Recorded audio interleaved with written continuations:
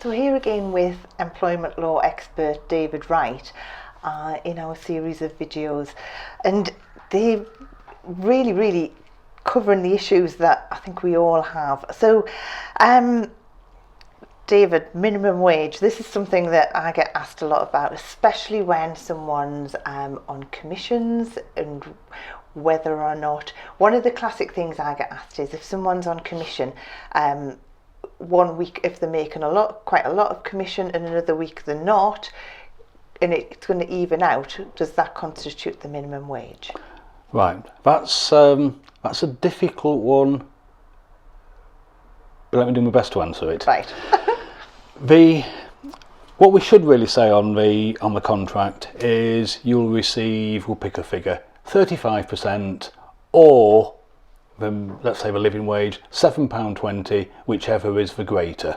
Right. So in theory, it's saying at the end of the week you've got to earn the minimum wage. Now, the reason it's ever so slightly complicated is that if you're unlucky and you get a minimum wage claim or a minimum wage inspection, they'll say, did the employee get the minimum wage for the pay period? So if you pay people weekly, well, then they've got to get the minimum wage, £7.20, in that week. If you pay people 4 weekly, at the end of that 4 weeks, their commission's got to be more than the equivalent minimum wage. Right. So there's a bit of give and take if you pay people over a longer period of time, but most of my customers will just simply write it's £7.20 or X%, whichever is the greater. Excellent, that's brilliant. So with the minimum wage, what kind of things do you get asked in particular? Where do people fall foul of it? Okay. We've had several customers this year who have been unlucky and been inspected by the national minimum wage people, because there is a team of people who go and inspect. And I spoke to somebody this week who said even though they passed all of the tests, it took them 30 to 40 hours of administration time, because people will look back over 2 years of your pay records and timesheets, they interview all of your staff. So there's a burden even if you get it right. But the areas where people have got it wrong, where 1 or 2 of my customers have got it wrong, has really been bad luck. Because not many employers deliberately pay less than the minimum wage, and of course, you know, I can't protect them if they do, but people get tripped up, and what the law says is ignorance of the law is no excuse. So the 2 which we get most frequently is clients who insist that people arrive at the salon 15 minutes early and stay 15 minutes late. Now, once you insist upon that, that is working time and has to be paid. So if the minimum wage people come in and you're paid near the minimum wage, if your day is 9 till 5, they'll divide the daily wage by 8. If it's 9:15 to 5:15, they'll divide it by 8.5 hours. So you either decide, I really do want people to be here at 7:45 until 5:15, and then you pay them, or you say, we expect you to arrive in good time for your first client at 9 a.m. Yeah, and people aren't going to walk through the door at 5 seconds to 9. Yeah, I know with our girls, they quite like to get in and get sorted, ready, yeah. and have a coffee and things. Exactly. So, yeah, so that's why I said it's if you're unlucky, because what normally happens is staff will accept lots of things, and it's when they fall out with the owner or they leave. And when they leave, it's just so easy to say, I've worked 15 minutes early for 4 years and never been paid for it. So that's one of the big areas.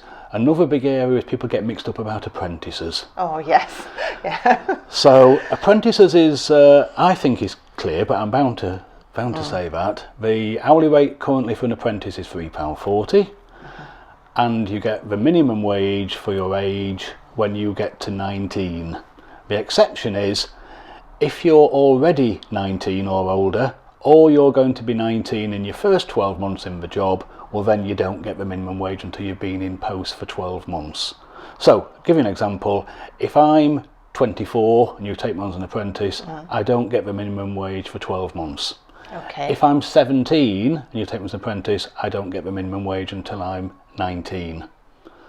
Okay, and it's 30 hours, isn't it, minimum for an apprenticeship currently, I think? Yep, on the website it says the expectation is it's 30 hours. And that includes college And that time. includes college, yes. And one of my customers